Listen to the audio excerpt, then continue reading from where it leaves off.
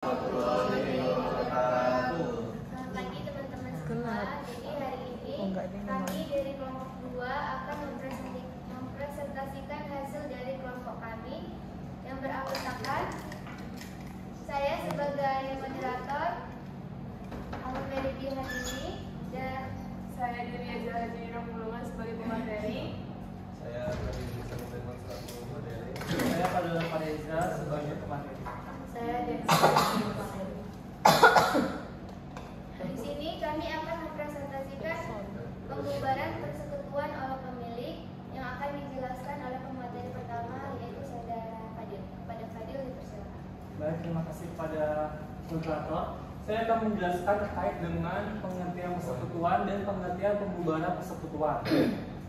Persekutuan adalah bentuk kerjasama antara dua orang atau lebih yang sepakat untuk menjalankan usaha bersama dengan tujuan memperoleh keuntungan. Tentunya ya, orang waras mana yang mau membangun perusahaan tapi ingin mendapatkan kerugian, ya tidak ya?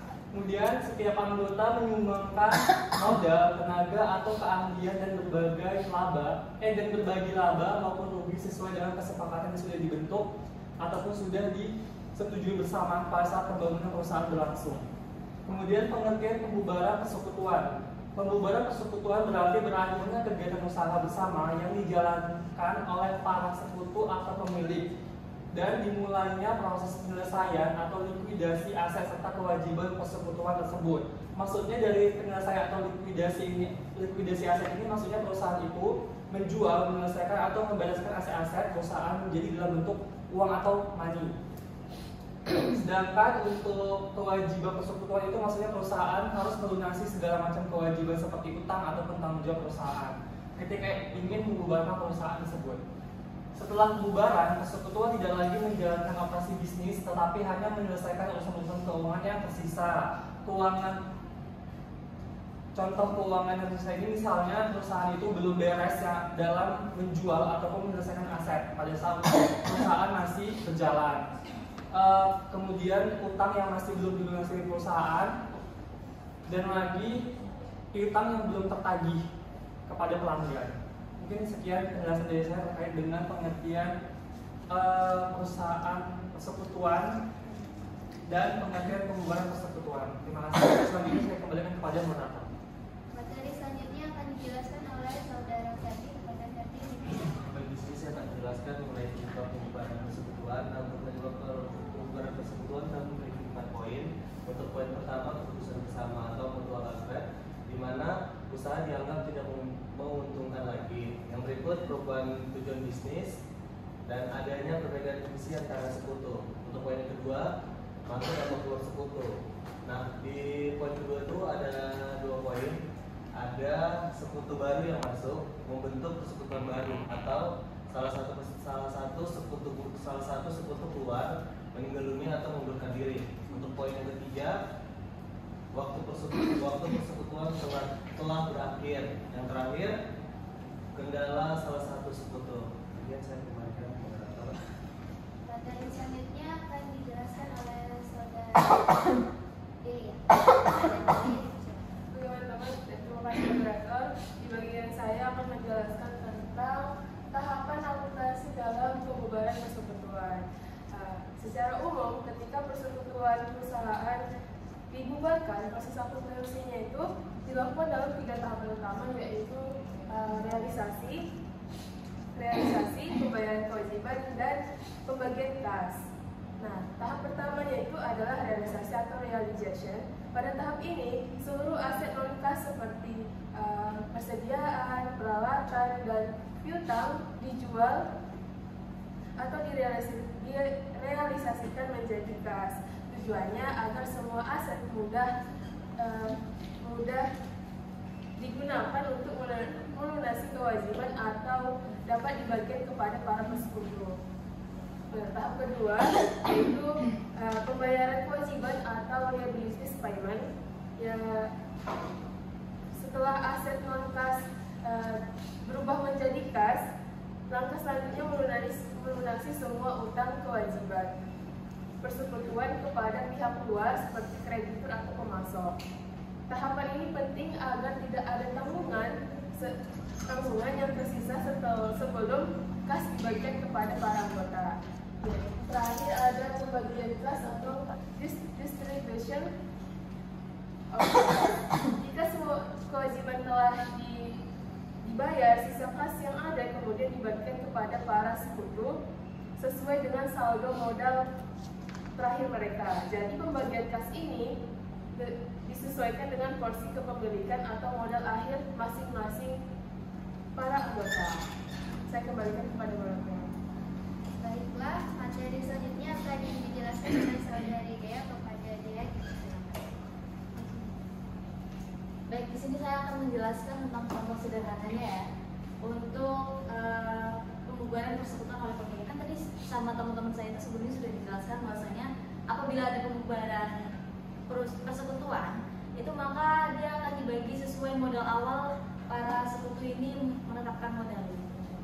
Untuk ada contohnya itu dana senilai 20 juta.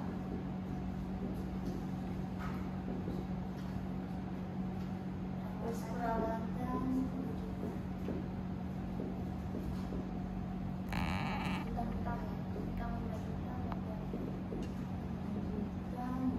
model JD 15 juta, sama model Sinta 10 juta.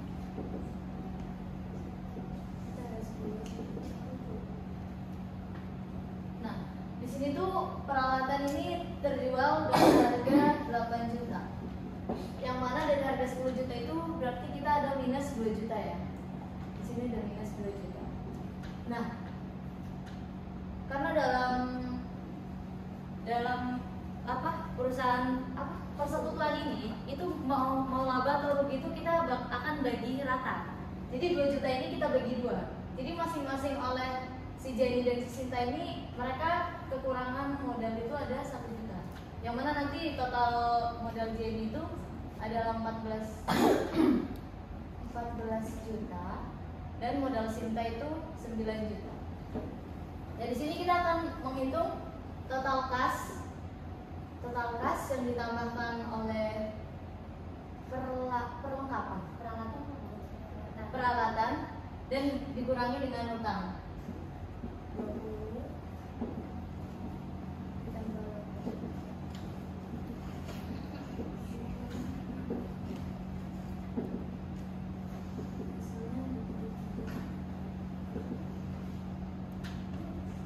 Jadi untuk hasil saldonya itu total 23 juta yang mana itu 14 jutanya milik si Jenny dan 9 jutanya modal milik Sinta. Kabelnya enggak sih? Oke, mungkin segitu saja kalau contoh dari saya kembalikan ke moderator. Baiklah, terima kasih kepada pemateri yang telah menjelaskan materi kita pada pagi hari ini. Dapat kita simpulkan bahwa pembubaran persekutuan merupakan proses berakhirnya kegiatan usaha bersama dan beralih ke tahap likuidasi. Urusan keuangan, proses ini adalah mengubah seluruh aset non-kas menjadi kas melalui semua kewajiban eksternal dan kemudian membagikan sisa kas yang tersisa kepada para sekutu sesuai dengan saldo modal akhir mereka masing-masing. Mungkin itu presentasi kita pada hari ini. Jika teman-teman ada yang ingin bertanya, kami persilakan. Kepada saudari Vila. Baik, terima kasih atas kesempatannya. Mungkin saya perkenalan dulu karena tak kenal maka tak sayang ya. Perkenalkan, nama saya Kilan Suri, NIM 2303057, prodi kita alhamdulillah sama ya, akuntansi. Jadi untuk pertanyaannya, Bu. Pertanyaannya, contoh nih, kan dari siapa yang tadi menjelaskan tentang pembubaran itu? Udah bubar kan ceritanya nih. Terus habis itu karena mungkin alasannya karena sudah selesai. Habis itu, nah satu manusia ini kan dua, satu manusia ini mau buat lagi. Apakah itu perlu persetujuan dari si satunya ini? Kalau tidak perlu, mungkin kita bisa lihat dari kasus-kasus di kisah-kisah nyata di Indonesia lah. Itu banyak yang buat kayak gitu tapi dia nggak minta setuju sama kawannya ini. Terus kawannya ini permasalahkan dan tuntut juga keuntungan dari si satu ini. Jadi mungkin bisa dijelaskan kebenarannya yang mana dan mungkin bisa dipersingkat saja. Terima kasih.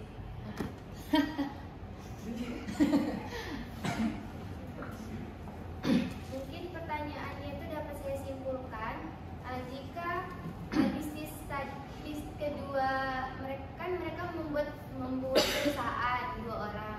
Nah, perusahaan itu udah dibubarin. Iya. Jadi yang satunya membangun perusahaan baru, apakah dia butuh persetujuan dari partnernya yang lama gitu ya? Iya. Terus maksudnya tuh karena dia perlu persetujuan berarti yang perusahaan sebelumnya itu berkaitan sama perusahaan yang dia mau bangun lagi. Saya mau bertanya, jadi ini soalnya itu kan membangun perusahaan baru setelah dia sudah dibubarkan perusahaan yang lamanya. Nah, saya akan menjawab pertanyaan dari Kak Gilan. Nah, untuk itu tidak ada yang namanya itu minta persetujuan dari anggota yang lama, karena perusahaan itu kan beda. Perusahaan itu sudah berbeda gitu loh. Dan dia itu kan membangun perusahaan barunya itu kan bukan perusahaan persekutuan lagi dengan orang yang lama. Jadi tidak perlu lagi namanya minta persetujuan kepada orang yang lama. Karena tadi sudah dijelaskan bahwa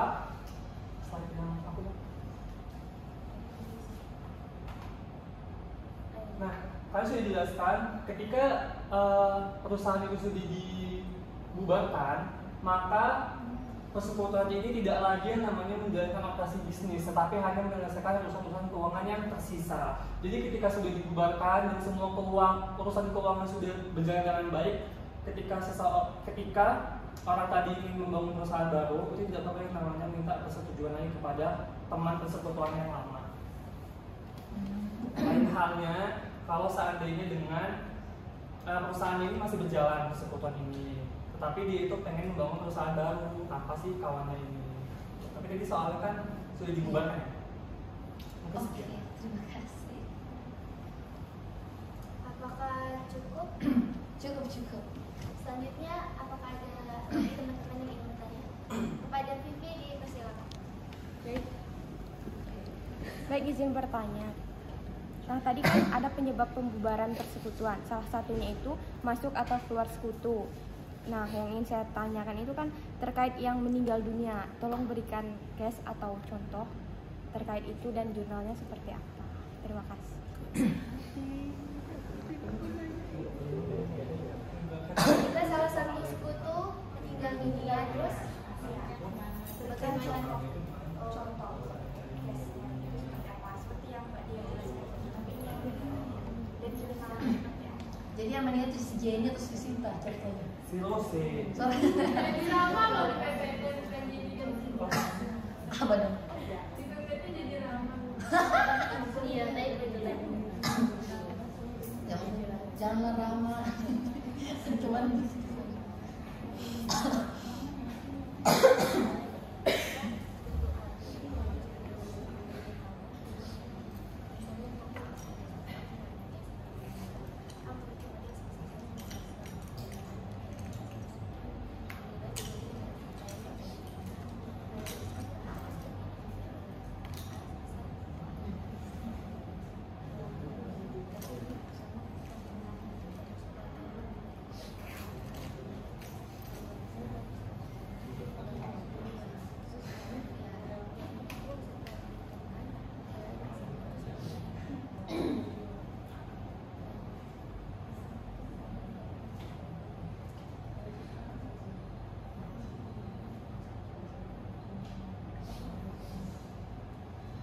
Ini kami mampir Mbak Vivi sebentar.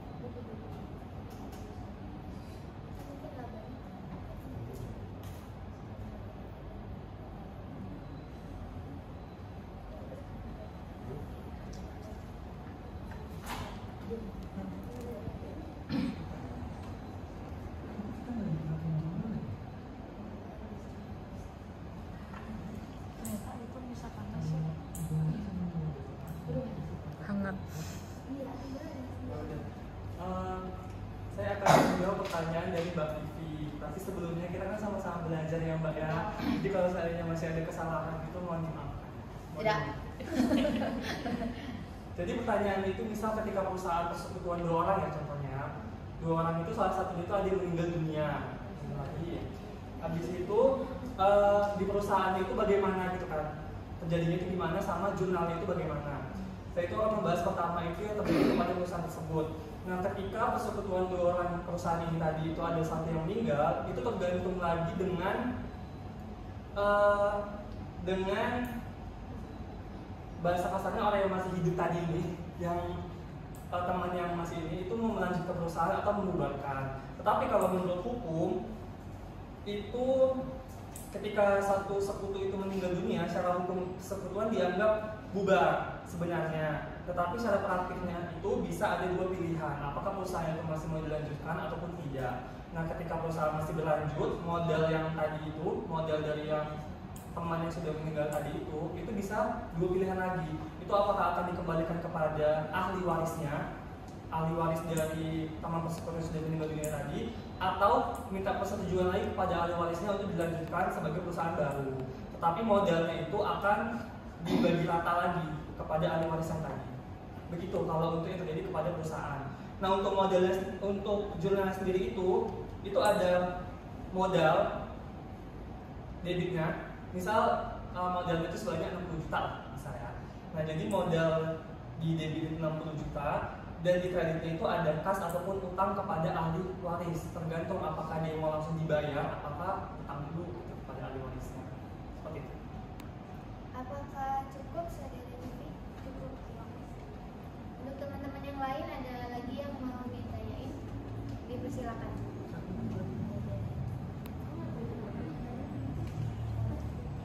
Ada lagi teman-teman?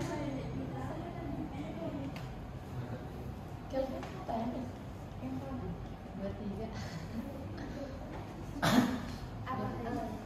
Kepada saudari dipersilakan. Baiklah, saya akan bertanya, jika kas persekutuan tidak cukup melunasi utang kepada pihak luar atau kreditur, siapa yang bertanggung jawab secara final atas sisa utang tersebut dan mengapa? Jangan gitu,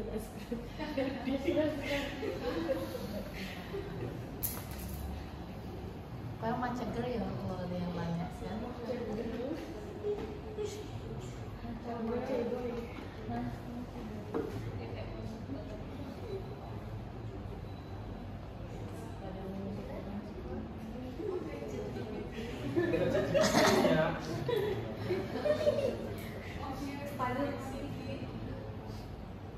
Minta AI itu untuk berdiskusi ya Kak Hasna. aku kalau jadi Hasna, no.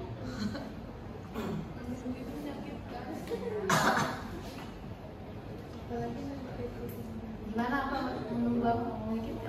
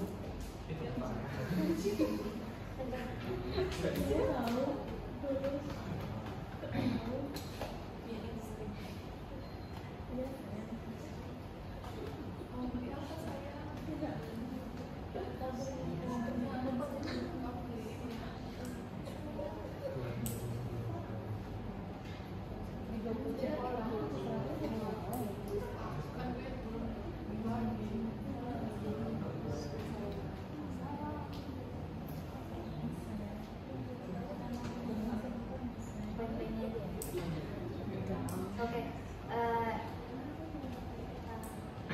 saya akan menjawab pertanyaan dari saudari Asna. Jadi, jika persekutuan sudah dibubarkan dan perusahaan tidak sanggup membayar utang kepada kreditur, itu pemberlakuannya gimana dan siapa yang akan bertanggung jawab?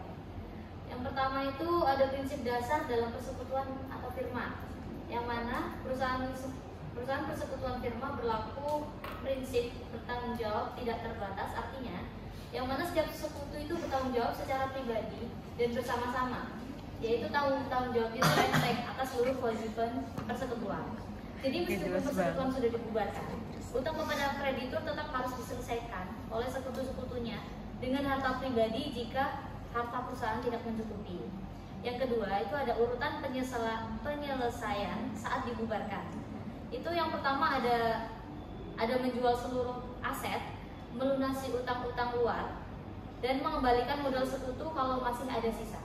Nah, kalau di langkah kedua ini, aset persekutuan tidak cukup untuk membayar utang, maka ada step selanjutnya yaitu jika perusahaan tidak sanggup membayar utang.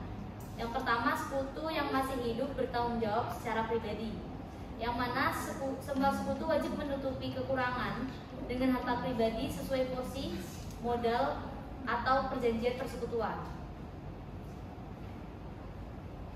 Yang kedua itu ada jika salah satu sekutu meninggal, ahli waris tidak otomatis menanggung utang persekutuan kecuali dalam perjanjian persekutuan tertulis bahwa tanggung jawab diteruskan.